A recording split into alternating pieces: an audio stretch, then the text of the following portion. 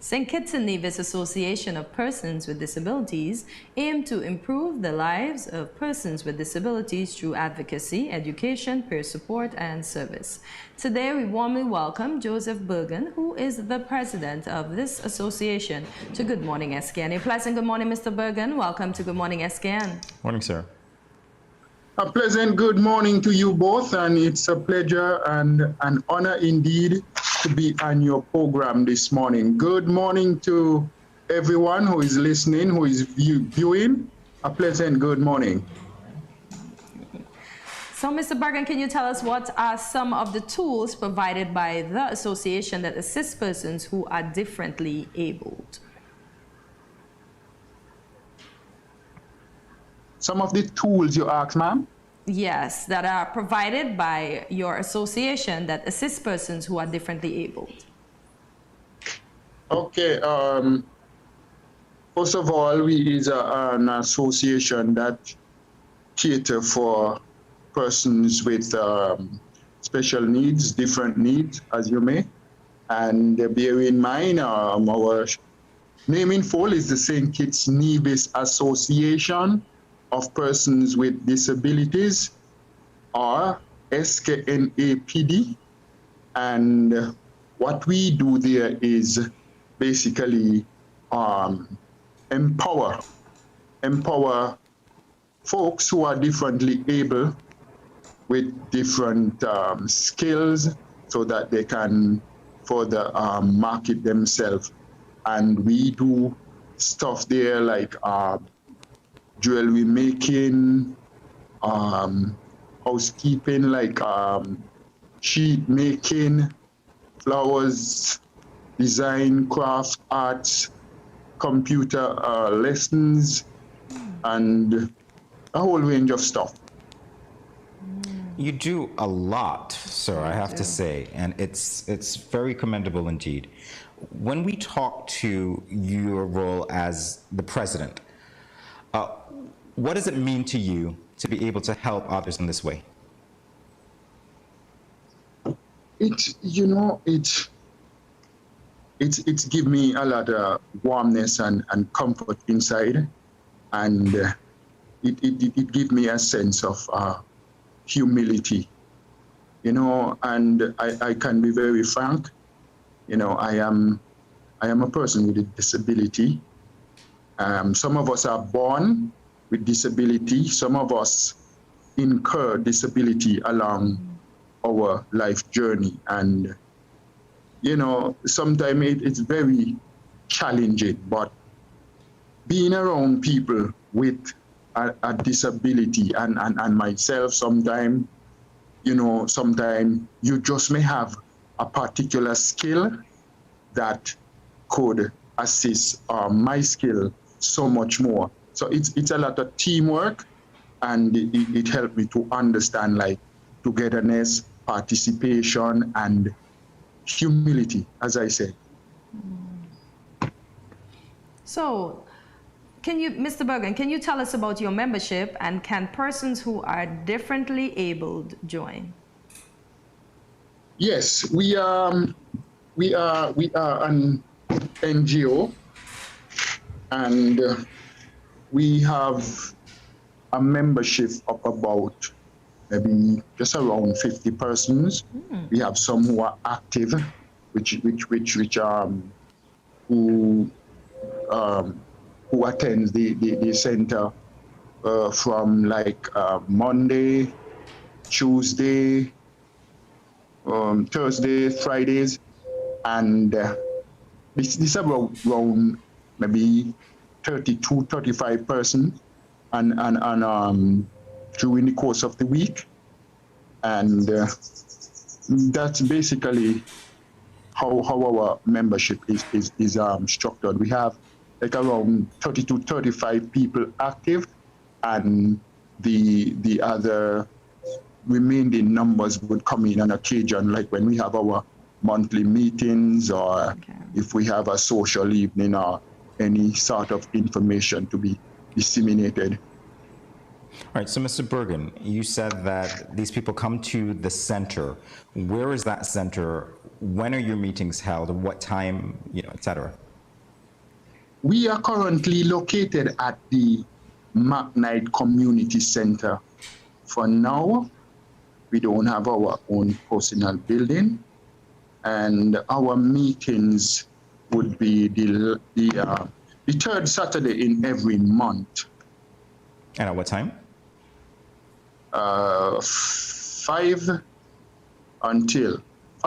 Sometimes we spend like maybe just about 2 hours in a meeting, and we just, disembark to our different homes. Recently, the association had a how to effectively use your mobile devices workshop, and this was in collaboration with 869 Access and Flow. One, why was this workshop so important? And two, what were some of the takeaways for you?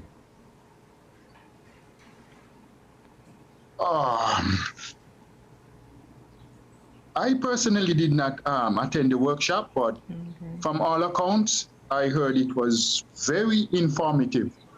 And one of the things that stood out to me was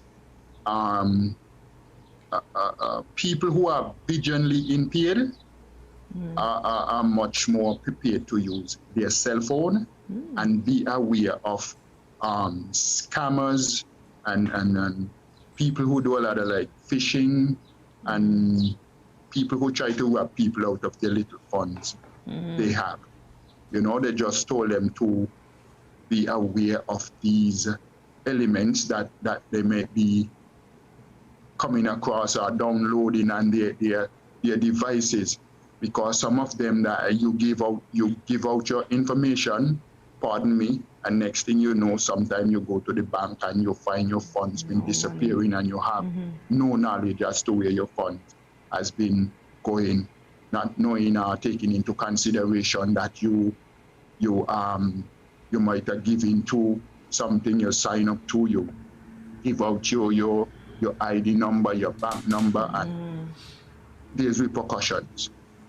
Absolutely, sir. So, Mr. Bergan, members of the association are also engaged in making bracelets and waist beads. How has that been? Pardon me, I did not hear you clearly. The members of your association, some of them are engaged in making waist beads and bracelets. How has that been? Oh, that has been going very productive, ma'am. Okay. And it's all a part of the tools that we use to empower ourselves and generate income. We sell them to, we advertise them to, ourselves, the general public, and anybody else who might be interested. We have a Facebook page that we will put them on, and up to last evening, there's a little video that I post on my Snap, with the girls doing those long time crocus bag mats with the hairpin and the piece of cloth and patch sheets and rings, bracelets, waist chains and stuff like that. So the feedback has been pretty good from the general public. Sometimes family members who come and see what we do there, they are interested in a little item or two. We does like pottery works there and stuff too. And all of these are available for sale on the Facebook page? No, I don't think all of them is posted, but we have them available. Sometimes we would keep open day on occasion so the public could come in and view what we have been doing. Okay, so on the open day, would the public be allowed to buy as well? Yes. Okay, all right. I like it. I like the fact that these are things that we didn't know that were taking place here, and that through your association, people are given an opportunity to develop and to market, as you said, their products. Yes. And speaking of marketing, how successful do you think the members of your organization have been in marketing their products? And is there anything else you'd like the public to know that you think could help them to market better? It varies sometimes, you know, because I find it strange sometimes. People may be hearing about us for the first time. I mean, the association was formed back in 1981, and I could remember having a conversation with a local maybe about 2 years ago, and she said she had no idea that there is such a group existed here. You know, so the marketing sometimes it varies. I don't know if we have to get out on a wider medium generally, or try other skills at marketing ourselves so that we can be more open or that.